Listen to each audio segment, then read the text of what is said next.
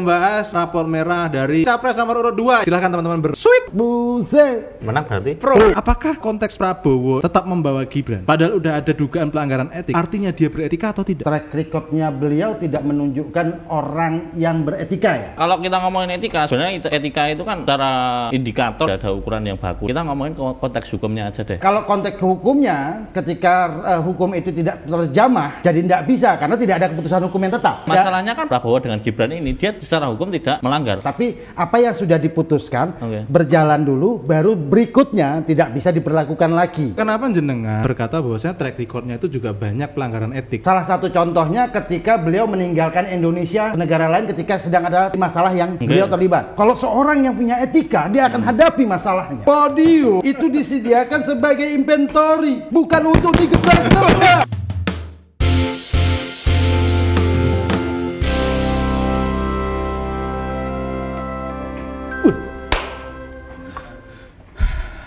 Oke, welcome back to The Tribe. Sekarang ada di segmen colek-calek edisi spesial, edisi debat kusir. Sir. Oke, nah kita kembali lagi di part 2 teman-teman semuanya. Kemarin kita udah membahas mengenai rapor merah dari Capres nomor urut 1 yaitu Anies Baswedan. Nah sekarang kita masuk di Capres nomor urut 2 yang akan saya bawakan. Nanti Om Gondrong sama Yaya akan berdebat mengenai pro dan kontranya dari rapor merah tersebut. Oke, sebelum saya bacakan rapor merahnya, silahkan teman-teman bersuit. Ntar dulu dibaca aja dulu. Enggak dong, enggak seru dong ya kan? Enggak seru. Sweet dulu. Sweet dulu. Ini tetap on yang tadi malam di share ya materinya ya? Iya. Jangan ada materi baru ya? Enggak. Oke, besut. Enggak bilang. Gunting batu kertas, bro. Buset. Oke. Menang berarti? Pro.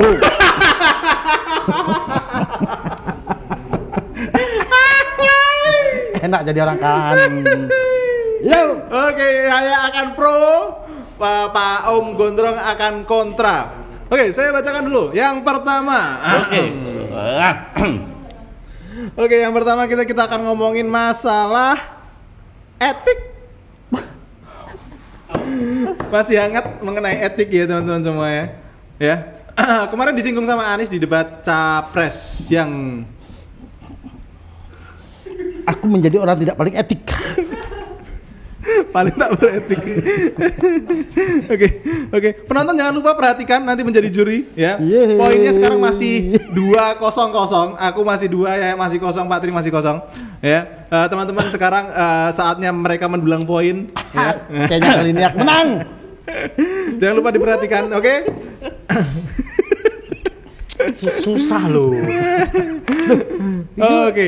Etik Prabowo. Sekarang aku ngomongin masalah etik. Ya, etik ini bagi seorang pemimpin itu kan perlu dijunjung sangat. Penting banget, bro. Nah, masalahnya adalah yang jadi underline adalah bagaimana pencalonan cawapresnya, yaitu Gibran Raka Buming Raka. Oke, memang di putusan MK yang pertama, itu usia di bawah 40 tahun selama memiliki pengalaman menjadi kepala daerah boleh mencalonkan diri menjadi cawapres. But the problem ya, putusan itu ternyata setelah itu ada laporan dugaan pelanggaran etik di 23 Oktober. Ya, catatannya ya. Di 23 Oktober itu ada laporan dugaan pelanggaran etik. Ya. Yang mana di sini ada konflik of interest, ada dugaan konflik of interest dari ketua MK, yang mana itu masih paman, ya, oke.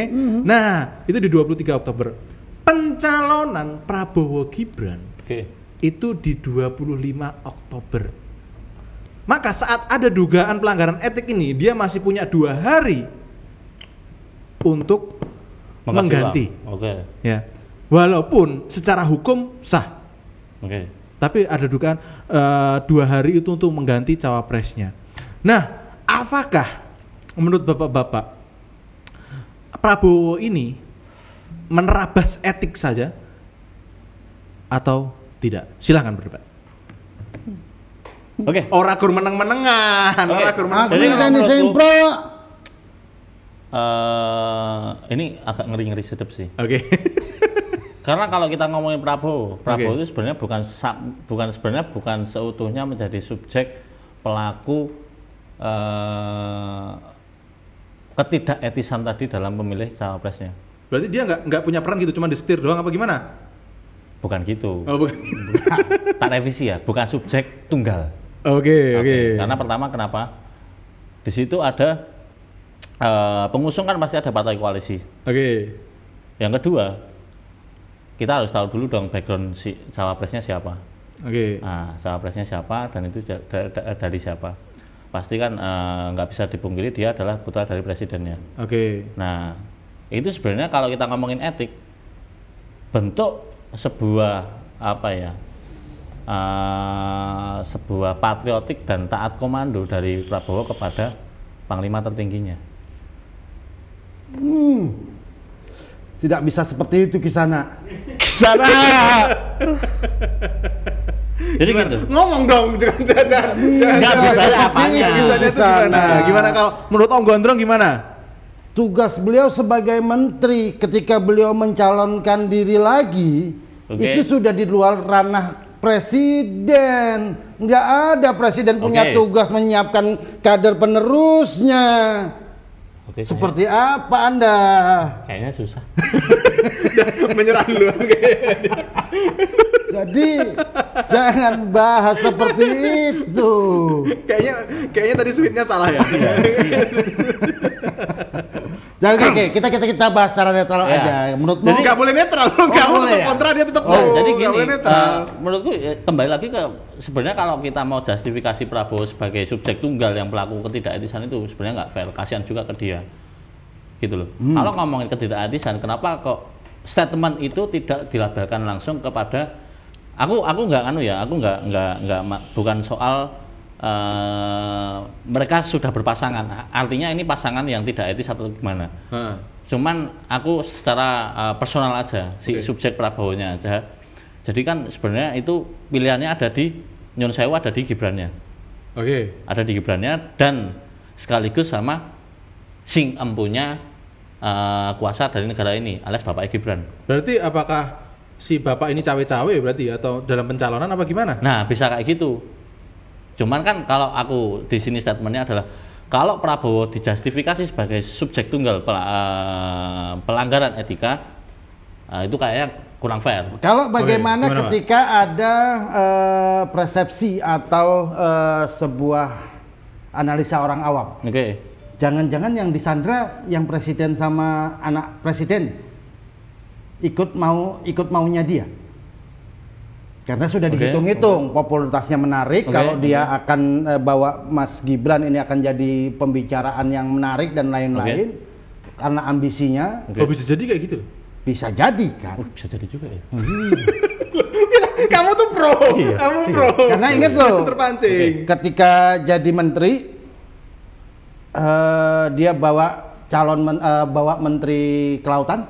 Oke. Menteri kelautannya bermasalah, dia nggak apa-apa, padahal itu orangnya dia. Nah, terus dia minta anggaran untuk yang lain-lain, jadi agak luar biasa powernya. Gimana itu kalau Di kementerian? ternyata sebuah wujud kerelaan hati Prabowo dalam konteks political approach-nya lah, approach-nya ketika dia memandang bahwa stabilitas politik di negara ini adalah menjadi konsideran utamanya, so dia mengalah untuk bisa masuk ke kabinet. Nah, mengalah ini jadi benar atau salah, Pak? Bisa jadi itu mengalah, tapi kalau di opini saya sih ya, Oke. kebesaran hati yang lawannya sebelumnya ketika Pilpres ngajak dia untuk jadi bagian dari menteri, tapi begitu diajak dalam tanda kutip ya, melebihi Melunjak. powernya. Ngelunjak gitu. Ngelunjak. Oh. Tapi sementara udah terlanjur nih, Bapak udah ngajak jadi menteri. Oke. Bisa jadi dong. Nah, nggak sekaligus ngelunjaknya, nggak sekali-sekali tanggung, nggak sekalian tanggungnya. Ajak anaknya jadi, Pak, anak Bapak tak jadiin wakil presiden yuk. Duh, Oke. kalau gitu berarti kan itu kalau menurut Bapak kayak gitu, opini Bapak seperti itu kan berarti Prabowo dengan strateginya itu kan justru memanfaatkan. Ngapain? Takut. Dia mau manfaatin adanya Jokowi, ya kan? Adanya Jokowi, habis itu dompleng anaknya kan. Iya. Gitu. Nah, kalau kayak gitu berarti kan Nyun Sewu malah si anaknya Pak Jokowi ini, alias Gibran ini, kok kayak dia nggak bisa mutusin sendiri dong. Iya. Ketika offeringnya seperti itu loh. Ya. Jadi jenengan ini pro apa kontra? Aku pro Prabowo nih. Prabowo. Tapi nyalain yang lain. Soalnya kan konteksnya tadi adalah debat kusir capres, bukan capres dan cawapres. Iya. Oke. Iya. Nah, aku pertanyaanku Pak Tri kayak gini. Apakah konteks Prabowo itu tadi tetap membawa Gibran? Itu. Padahal udah ada dugaan pelanggaran etik. Itu artinya dia beretika atau tidak? Ya, track recordnya beliau tidak menunjukkan orang yang beretika ya. Waduh, nggak berani. Nggak berani. Karena gini Pak, kalau kita ngomongin etika, sebenarnya etika itu kan secara indikator dan pengukurannya itu kan sedikit intangible dan tidak ada ukuran yang baku lah ya. Kita ngomongin konteks hukumnya aja deh. Hukumnya. Enggak, kalau konteks hukumnya ketika hukum itu tidak terjamah, jadi tidak bisa karena tidak ada keputusan hukum yang tetap. Tapi masalahnya kan Prabowo dicalonkan ini, Prabowo dengan Gibran ini, dia secara hukum tidak melanggar apapun putusan dari MK, dan putusan dari MK pun itu tidak merubah situasi dan bersifat mutlak. So, secara tidak bersifat mutlak, tidak bersifat mutlak, Mas. Tapi apa yang sudah diputuskan berjalan dulu, baru berikutnya tidak bisa diberlakukan lagi. Ini pertanyaannya etik atau tidak tadi loh. Kalau aku jelas itu tidak etik, kena kupro. Kenapa jenengan itu berkata bahwasanya track recordnya itu juga banyak pelanggaran etik? Ya, salah satu contohnya ketika beliau meninggalkan Indonesia ke negara lain ketika sedang ada terjadi masalah yang beliau terlibat. Oke. Berapa lama dia di sana? Itu tidak beretik. Tidak etika dong. Kalau seorang yang punya etika, dia akan hadapi masalahnya. Bukan begitu, bukan? Gentle dong. Oke, masalah ini mah dia buktikan dong, dia tidak terbebas dari masalah itu. Kalau Bapak ini, misalnya analoginya Bapak, jenengan nggak dianggap di negara ini, ternyata ada negara di Timur Tengah. Itu bukan tidak dianggap. Hei, ke sana. Itu karena dia tidak mau tericui oleh kondisi hukumnya, makanya dia mengamankan diri dulu. Nah, itu kan opini Bapak. Oke, yang kedua saya kasih contoh. Podium, meja itu disediakan sebagai inventory, sebagai penghias saat kegiatan. Bukan untuk digebrak-gebrak. Jangan yang ini yang digebrak-gebrak, Pak. Etikanya gimana kalau meja itu digebrak? Itu kan sebuah ya. Oh, kok makin bahaya. Tolong muka aku biasa disensor aja. Tolong dong disapu-sapu dong. Tolong. Ya? Yang lempar topik gak mau nyapu nih, Pak.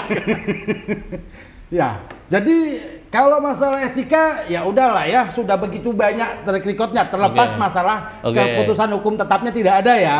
Ya entah itu karena tidak bisa disenggol, memang kebal dan lain-lain, saya nggak tahu gitu loh. Tapi kalau dari majelis kehormatannya itu di 7 November sudah memutuskan bahwa itu cacat etik. Cacat etik sampai salah satu hakimnya. Oh iya, ketua MK-nya di. Ya, nah tapi kan memang ini sidangnya masih terus berlanjut nih. Masalah kondisi ini kemarin baru dari staf ahli segala macam dipanggil untuk melihat. Tapi ada masalah kan di situ ada dan tetap dilanjutkan. Ya itu yang dibilang tidak punya etika. Padahal sudah. Hai ke sana. Sebagai yang pro, tolong dijawab. Masalahnya itu kan dari pencalonan dan aktivitas dia menjadi seorang capres.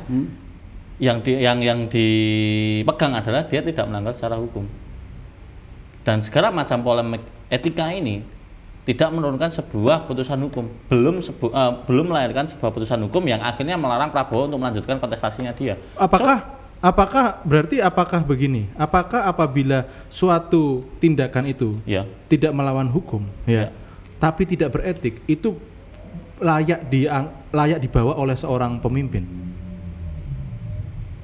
Ya, kita ngomongin etika itu kan ya terkadang. Oke, kita cukupkan sekian. sudah terbata-bata ngomongin. Sejahtera sama tamu. Aku melawan publik Indonesia itu sama saya. Oke, dari penonton semuanya di debat kali ini siapa yang menang? Oke, Om Gondrong pemenangnya. Oke, kita lanjut ke Salaman dulu biar nggak selek. Biar nggak selek dong. Oke, kita ngomongin. Sumpah lu, aku keringetan lu bahas-bahas gini lu. Oke, sekarang kalian pilih mau food estate apa alutsista? Kita pick shoot aja dulu gimana? Maksud Itu yang menentukan masalahnya. Yang pro nanti menentukan ya. Mau milih apa? Oke, silakan masuk dulu. Ya, sweet. Pick shoot. Oke, kok pro lagi dia? Menang pro. Iya.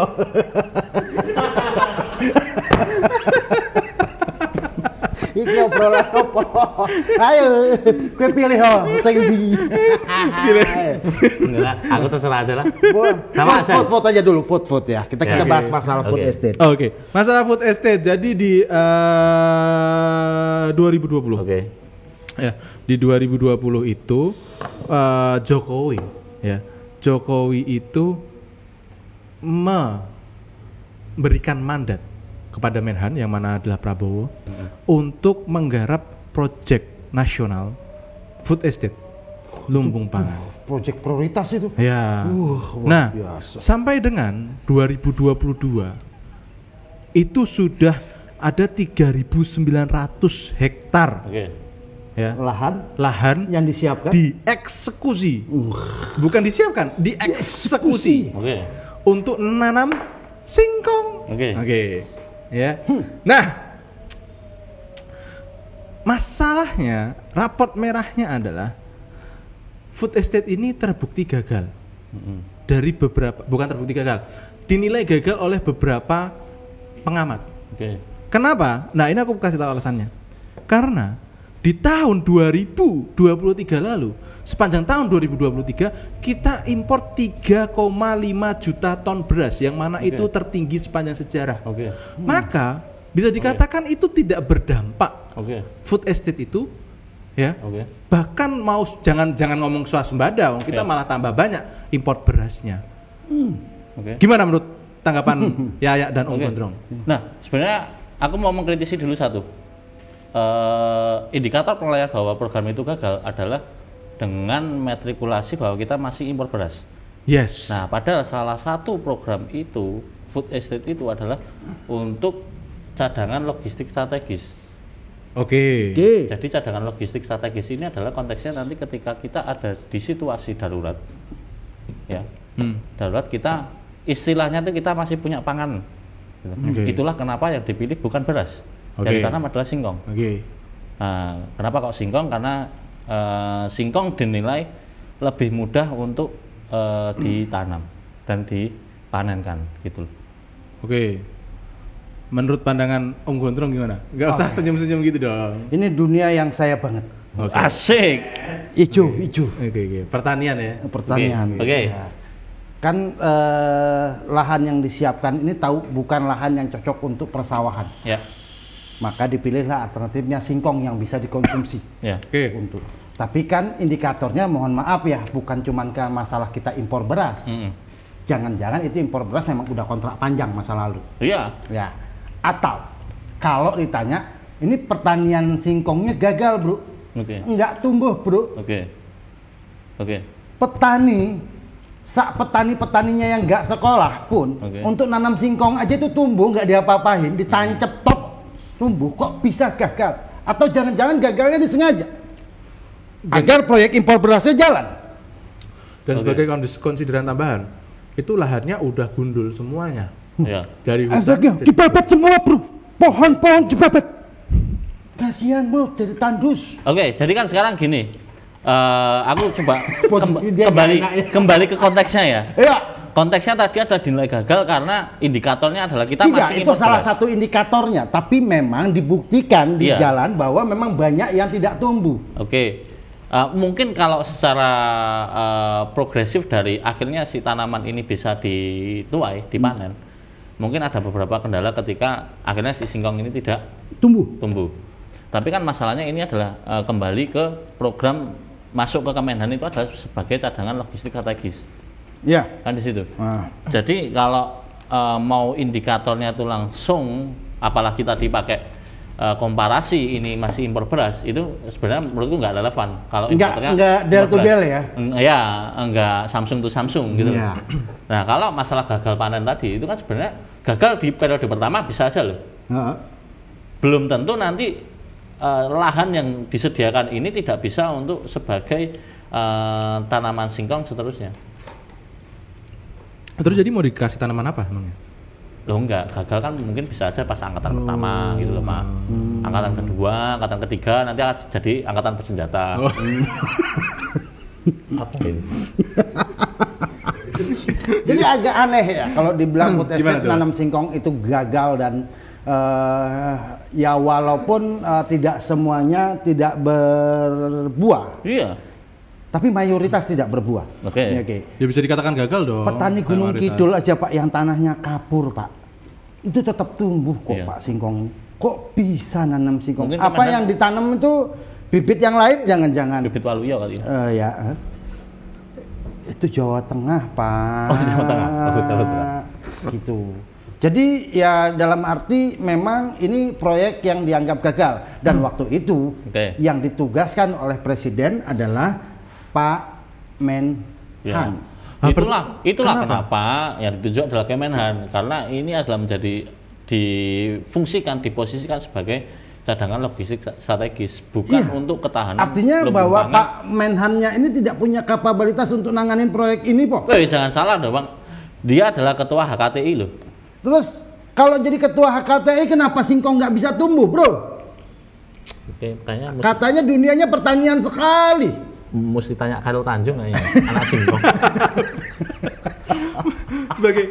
sebagai data tambahan, Jokowi ini menyiapkan 108 triliun untuk proyek ini food estate. Itu bukan anggaran yang kecil ya.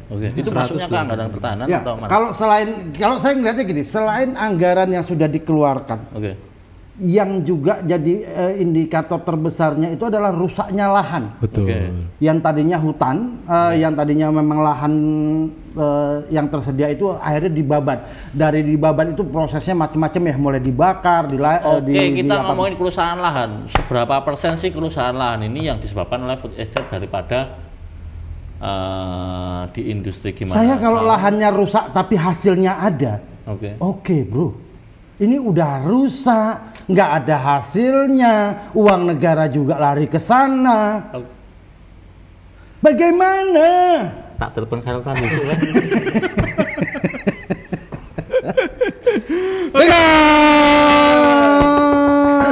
Kita cukupkan. Oke teman-teman, siapa pemenangnya pada kesempatan kali ini topik ini? Siapa menangnya? Om Gondrong. Oke. Bahasanya sudah. Saya sama Anto bahas ini. Sebetulnya masalahnya ini Yaya itu bukan kalah debat, dia kalah pingsut. Saiki yang terakhir kita pingsut duluan, nggak usah dibuka dulu. Kita pingsut duluan. Ini mau topik 3 lagi. Wow, topik ketiga. Topik ketiga masih kurang, Bro. Oke, masih kurang. 3, 2, 1. Topik penutup. Oke, dia kontra. Akhirnya kontra ya.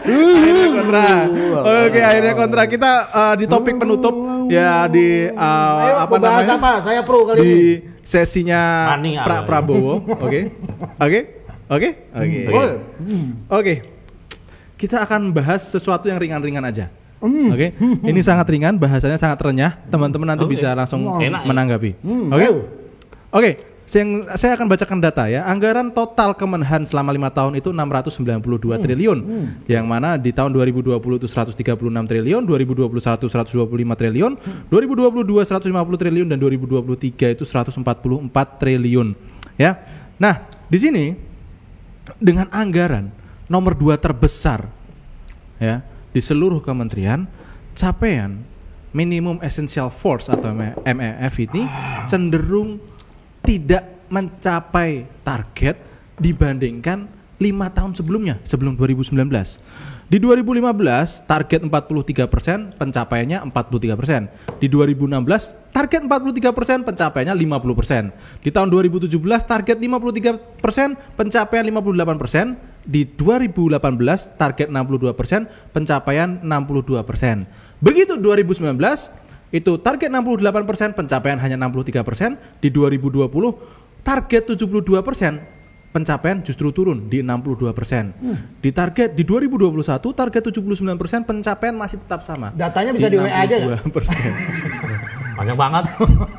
Jadi intinya secara summary adalah ya Anggarannya besar. anggaran Kemenhan ini sangat besar. Oke. Ya, tapi capaian MMF-nya ya itu tidak mencapai target dibandingkan yang sebelumnya justru mencapai target di periode sebelumnya. Ya. Satu data lagi saya sampaikan. Pinjaman luar negeri. Pinjol bukan? Nggak tahu sih kalau keluar negeri itu pakainya online apa offline, aku nggak tahu sih. Pinjol itu cuma ada di Indonesia. Oke, so pinjaman luar negeri ya dari tahun 2020 sampai tahun 2024 untuk alutsista. Oke. Itu sebesar 385 triliun, yang mana di beberapa media bahkan Menteri Keuangan Sri Mulyani itu sampai angkat tangan karena saking tingginya pinjaman luar negeri untuk pembelian alutsista. Oke. Hentikan di sana. Hentikan di sana. Oke, kita akan membahas hal-hal yang renyah ini dari sisi kontra dan pro. Untuk kepentingan negara yang utuh, untuk negara yang berdaulat, memang anggaran untuk perlengkapan alutsista ini harus besar. Sehingga